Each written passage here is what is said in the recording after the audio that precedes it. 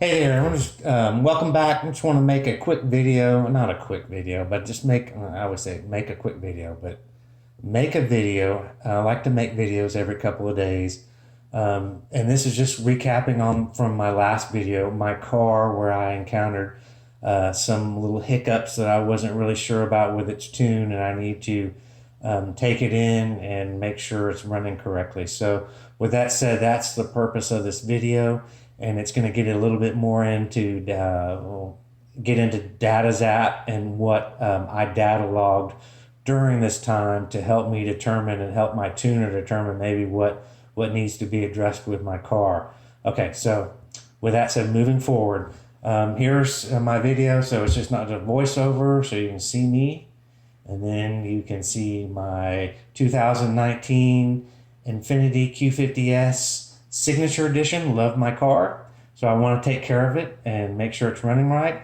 So with that said, I was out of town in an area where I could actually run the car, and I did that. And my plan in the initial was to about a 10-20 mile an hour roll, because it was on a road where a lot of cars were traveling or they would be coming up on me quickly. So I couldn't just stop and do a standing start. So I had to start at about 20 miles per hour, and then my plan was to go all the way up to 130, 140. So my second run, I actually did get up to 140 miles an hour.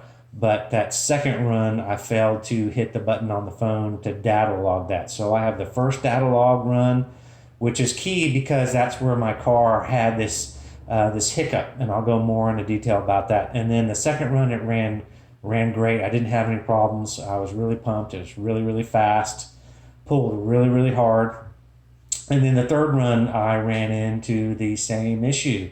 So that was key that I data logged the first and at least the third. It would have been nice to have the second, but life goes on. I didn't get the second one. So with that mentioned, I'm going to go over today what I've found out through my data log and why it's important for other people to consider data logging and to learn about their car and how it runs and all the different parameters they can log, because it can really be super beneficial. Okay.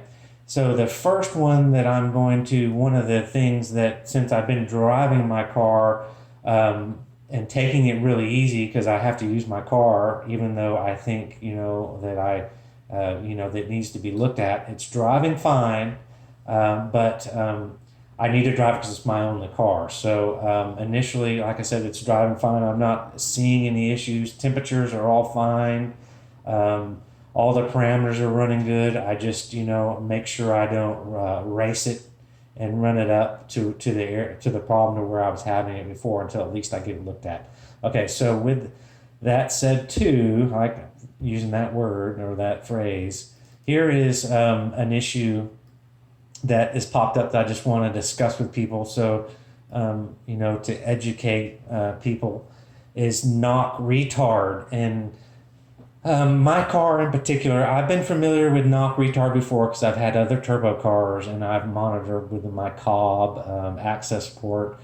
And but with this car, I've just been paying more attention to it with it because I think it's possibly, is not running to its utmost performance, or there is an issue that needs to be dealt with. So I'm monitoring things a little more closely. So I've got my app pulled up, and I've just been noticing that my car is pulling with a knock retard, is registering, after just casual mile driving, because I'm not running the car hard now until I get it looked at, that the car is pulling, a -1, a -2, a -3 knock retard. But this is just like off a light, or it tends to seem to want to do it more on certain roads, and maybe with to do with the grade. I don't think it's not registering the bumps in the road and thing. Basically, what knock retard is, so I can get this out of the way, it's to the best of my knowledge, it's little sensors that are listening to the motor, to your different cylinders, and it's trying to listen for knock. Knock is when the car is having issues with combustion in the cylinders, when it's pre-igniting, and it's not functioning accordingly to the optimal AFR or the fuel burn. And so what you're doing is the motor, when it's initially firing, or the explosion is going off earlier in the cylinder, is you can get some pinging. And then also too, I guess if it's a late combustion, you want to have it set at the optimum time. And so these scenarios, when you're seeing knock, can lead to severe damage of the motor. And if the car's not pulling timing, or it's adding timing, and it's seeing knock from this phenomenon, then you're damaging your motor. So you need to pay attention. And I may, when you're talking about on video, I may not have said this all correctly and made it sound wonderful and precise, but that's basically, the gist of it. But I was seeing, one day -5, -6, and I was like, oh shit. I started to panic, and so I screenshotted this, and I drove to Jotech, and they were, the guy, Seth was not there, my tuner. But long story short, my car is, when I'm not on it, which I don't hard on the throttle, or I'm just barely on the throttles, when it's seeing -2, -3. It's a rare occasion that it sees -5, -6, but it's never when I'm on the throttle. So one thing that makes me feel better about this scenario is when I see -3, -4, -2, immediately, if I want to get on the throttle, about 30-40%, it immediately drops down to 0. So it's mainly just when lugging the engine, and that may just be a normal thing, or something to not be alarmed about, but I'm going to learn more about that. And I screenshot my phone with the Ecutek app running, so I could show my tuner and go, man, one time I pulled 6, a -5, just so he didn't think I'm crazy and I'm making up shit. So I got this on, I immediately screenshot that with my phone. That's just one thing that I've got to learn. I'm not saying that it's a bad thing to pull -3, -2, -1, or in my case, it may be how I have my app set up. It may just be a 1, a 2, and a 3, but for some reason mine's pulling up a negative in front of that number. So ultimately, you want it at 0, and that's mainly when you're hard on the throttle. You don't want to be seeing greater than -3 or a +3. However, if your app you have that set up, maybe I have it in there with a negative. I don't know. But moving on. So my first run to make this, try to not make this a 30-minute video. My first run here, you can log all different kinds of parameters, and I'm just trying to help people see that data logging is really cool, and it's very, very helpful, and it can make it where you are doing things to protect your car. So with this said, at the time when I had these issues, instead of just dropping my car off and saying, man, it's not running right, fix it, and him going, well, what's wrong with it? Well, it's just cutting out. Well, where's it cutting out? I don't know. I mean, I've got a data log where I was recording the information that I could see and show him if he cares to see this, which hopefully he does. And hopefully this will help him to figure out easier, instead of just putting the car and running the car over and over again on the dyno and just burning fuel and burning time, trying to figure out what's wrong with the car. Hopefully I can be proactive, and I can help him to come to a conclusion of, man, this is what is just a little off with your car, and we fixed it, now you're good. So another thing I want to touch base on is some parameters that I think everyone should be logging. Now, this is just my opinion, but these are the key essential things that you can log. Another 10 parameters, but you need at least these 5 key things, 4 or 5 key things, and then they'll base off so that you can determine other parameters. So you want to do accelerate on the Q50 on the Ecutek app. This is how they are shown. The accelerator, pedal, position, load. That's showing how heavy you are on the throttle. 10%, 20%. The 1 shows 100%. So I think a 0.50 is 50%, 0.20 is 20%. So at least that tells you where you are on the throttle, and that is this gray line right here at the bottom. Gray or white line, if you want to call it white or gray. And this shows where, you start getting onto the throttle 10, 15%, then drop off the throttle a little bit, and then you got on it, and you hesitated, and then you went full throttle. And that's this scenario, and then a 1%.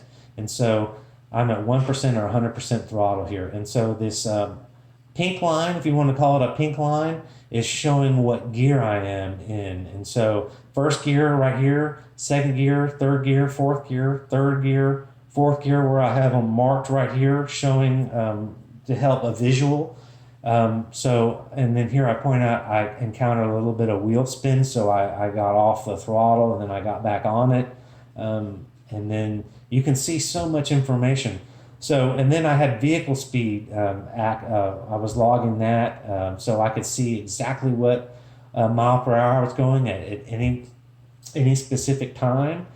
So 97 miles an hour when either my throttle cut out or my ignition timing cut out. The car obviously just at this point saw a problem, and it determined that I need to shut down, or we need to get off the throttle. And so the car really cut out. It could have been fuel cut out, it could have been the ignition cut out. I'm not a professional in that area, so I'm just making these assumptions, but at least I have something that some information that I can go in with. So it shows that it was in fourth gear at 97 miles per hour, and that's where the car shut off. It kept running, but it wasn't producing power. And so then I clicked up, I was in manual mode. I moved over to manual, and then clicked up to fifth, sixth, seventh, coasted, and then slowly went down from there, and then determined, if I had damaged the car or what I had done. The car drives fine. It works well. I've been driving it the last 5 or 6 days, just mildly driving it, not trying to race anyone or to any extreme. So with that said, that was my first run. So here is my second data log that I screenshotted these to again try to help my tuner, and I added these notes in Photoshop. And then just wrote my third attempt and remind me 140 miles now. 140 miles per hour was what I was trying to go to. And then some notes where I got some wheel spin. This was the white line again is my accelerator pedal percentage load, where I got in it, got some wheel spin, got out of it, but I was going faster than I was right down here. And so then I got back into it 100%. And then you can see again at 96, 97 miles per hour, at where the cutout happened, either the fuel or the ignition, whatever it was, the car's not happy, and then it just cut the power. And so then I coasted, started coasting from there, clicked up fourth, fifth, sixth gear. I was in sport mode and some other things that I will mention to him that I do have memory of. But this just shows me my throttle position and what gear I was in. The only other thing that I would have liked to have had logged, but I didn't have logged for some reason, is the RPM. And it's called on this app the engine speed. So you want accelerator pedal percentage load, current gear. Minimally, you want to have these things: current gear, so you can go back and see what gear you were in. Ignition timing, you want to definitely have that. Knock, retard, those kind of go hand in hand. And then you want to have your vehicle speed. And so 4 or 5 parameters, then you can base all, what's actually physically you're doing with the car. And then the other parameters are the other parameters that are based off to vehicle speed and RPM and everything. So those are the keys that you should be, I think, in my opinion, be data logging. And then you can data log other parameters, you can boost, and then you can be doing charge air, coolant temp, intake temp. It's cool here right now, 50s, 60s, low 70s. And so I'm not as concerned with those temperatures because there would have to be something really, really wrong with the car. And I do monitor those on my dashboard on my app on my phone, and all those parameters are always plenty in the safe zone. So with that said, I'm going to try not to make this video too long. I think data logging is really interesting and it's really helpful. Can't touch base on that enough. So that's kind of what's wrong. What I've got going on with my car. I'm gonna go into my tuner tomorrow, and I'm gonna show him these things. I'm gonna learn a bit more. Also, too, you can go online or YouTube and research all these parameters and learn a lot more. I mean, you're probably not going to be a professional tuner, but you can learn what's healthy for your car and what's not. So, with that said, it's evening time here, so good night to everyone. Thanks for tuning in. If you liked my videos, please give me a thumbs up if you're motivated to do that, and if you feel like you need to subscribe because you want to learn more and you want to see my journey, and go from there.